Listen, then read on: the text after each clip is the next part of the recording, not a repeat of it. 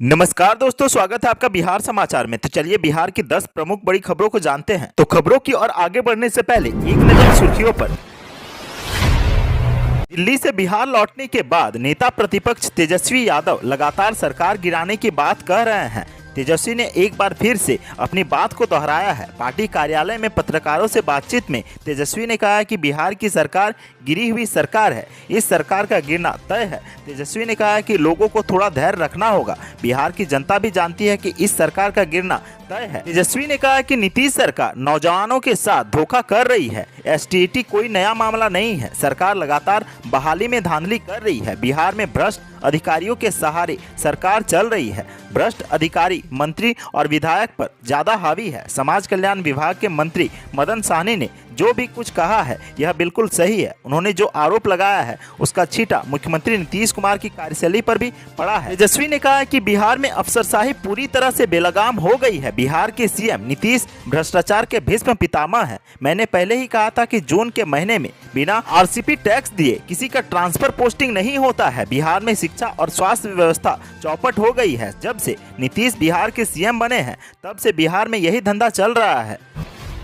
मुख्यमंत्री नीतीश कुमार ने मंगलवार को बाढ़ प्रभावित क्षेत्रों का हवाई सर्वेक्षण किया। इस दौरान उन्होंने उत्तर बिहार के बाढ़ प्रभावित जिलों के लोगों की स्थिति को जानने की कोशिश की। वहीं इस दौरान संबंधित जिलों के अधिकारियों को बाढ़ प्रभावित लोगों को हर संभव मदद पहुंचाने का निर्देश दिया। नेपाल से निकलकर उत्तर बिहार आने वाली नदियों के जल अधिग्रहण क्षेत्र में लगातार बारिश हो रही है, जिसके कारण कई जिलों में बाढ़ आ गई है। इससे प्रभावित लोगों की स्थिति और उन्हें दी जा रही मदद के बारे में जानकारी लेने के लिए सीएम नीतीश कुमार ने हवाई सर्वेक्षण किया है। इस दौरान जल संसाधन मंत्री संजय कुमार झा भी उनके साथ थे। सीएम ने सबसे पहले पश्चिम चंपारण के बाढ़ प्रभावित इलाकों का सर्वेक्षण किया।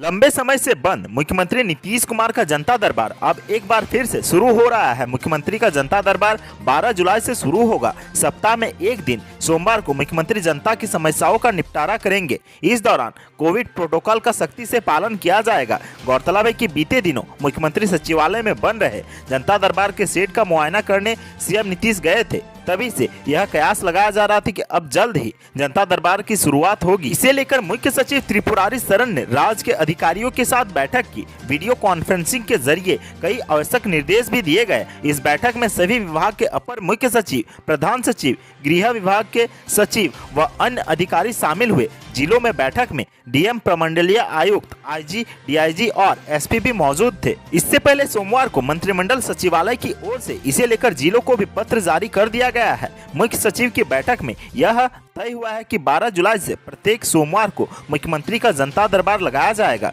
जनता दरबार में मुख्यमंत्री बिहार के लोगों की समस्याओं का निपटारा करेंगे।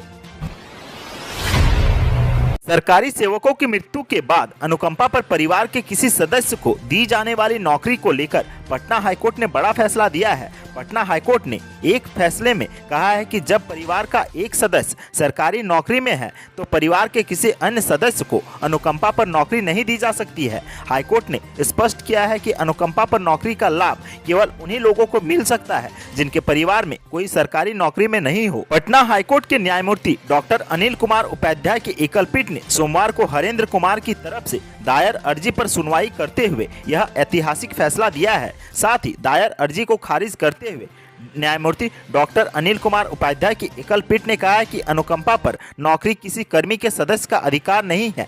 कोर्ट को बताया गया था कि आवेदक के पिता पुलिस विभाग में तैनात थे। नौकरी में रहने के दौरान उनकी मृत्यु हो गई। पिता की मृत्यु के बाद अनुकंपा के आधार पर सरकारी नौकरी के लिए आवेदक ने विभाग में आवेदन दिया। विभाग ने यह कहते हुए उनके आवेदन को नामंजूर कर दिया कि परिवार के अन्य सदस्य सरकारी नौकरी में हैं, तो परिवार के दूसरे सदस्य को अनुकंपा पर बहाली नहीं की जा सकती है। विभाग के इस फैसले को मृतक कर्मी के दूसरे पुत्र ने हाईकोर्ट में चुनौती दे दी थी। कोर्ट ने इस मामले में कहा कि अनुकंपा पर नौकरी पाना किसी कर्मी के सदस्य का अधिकार नहीं है। यह व्यवस्था करने के लिए मृत्यु के बाद परिवार में वित्तीय संकट उत्पन्न नहीं हो, इसके लिए सरकार की तरफ से नीति बनाई गई है। परिवार को वित्तीय सहायता करने के उद्देश्य से यह योजना लागू की गई है। लेकिन जब परिवार के अन्य सदस्य पहले से सरकारी नौकरी में हैं, तो दूसरे सदस्य को अनुकंपा पर नौकरी नहीं दी जा सकती है।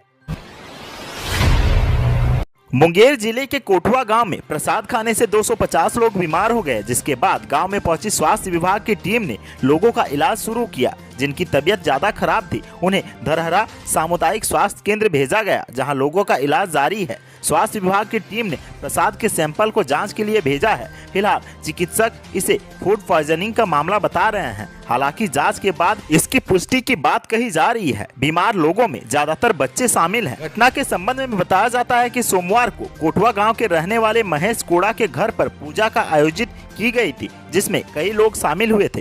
पूजा समाप्त होने के बाद लोगों ने प्रसाद ग्रहण किया। प्रसाद खाने के 2 घंटे के बाद लोगों को पेट दर्द, उल्टी और दस्त होना शुरू हो गया। देखते ही देखते 250 लोगों को इस तरह की परेशानी होने लगी। इस दौरान गांव में अफरा तफरी मच गई। बिहार में कोरोना का एक चौंकाने वाला मामला सामने आया है। ब्लैक फंगस के एक मरीज को कोरोना जांच में पॉजिटिव पाया गया, जिसके बाद अस्पताल में हड़कंप मच गया है। मामला पटना के पीएमसीएच का है, जहां वैशाली के एक मरीज 2 महीने के अंदर 2 बार कोरोना संक्रमित पाया गया है। चिकित्सकों की टीम भी इस जांच रिपोर्ट आने से हैरान है। मरीज को आनन फानन में कोरोना वार्ड में शिफ्ट किया गया। वहीं उनके संपर्क में आए सभी कर्मियों व लोगों की जाँच की जा रही है। कोविड-19 महामारी के कारण चल रहे संकट के दौरान भारत सरकार के द्वारा की गई महत्वपूर्ण घोषणाओं में से एक प्रधानमंत्री गरीब कल्याण अन्न योजना के 5वें चरण को लागू कर दिया गया है। जुलाई से नवंबर तक लाभुकों को सार्वजनिक वितरण प्रणाली से मिलने वाले खाद्यान्न के अतिरिक्त 5 किलो खाद्यान्न निःशुल्क दिया जाएगा। इसके लिए 21.77 लाख MT अतिरिक्त खाद्यान्न का वितरण किया गया है। इस तरह भारत सरकार द्वारा 5 महीनों में वितरित किए जाने वाले कुल खाद्यान्न की मात्रा 44.89 लाख मीट्रिक टन के करीब होगी। FCI के बिहार क्षेत्र के महाप्रबंधक संजीव कुमार भदानी ने सोमवार को अपने कार्यालय पर प्रेस कॉन्फ्रेंस कर इसकी आधिकारिक घोषणा की। भदानी ने कहा कि कोविड-19 महामारी पूरी तरह समाप्त नहीं हुई है। इससे बिहार की जनता को खाद्यान्न संकट का सामना न करना पड़े, इसके लिए भारत सरकार ने बिहार में 5 महीने के लिए योजना को बढ़ा दिया है। इससे प्रधानमंत्री गरीब कल्याण अन्न योजना 4 का नाम दिया गया है।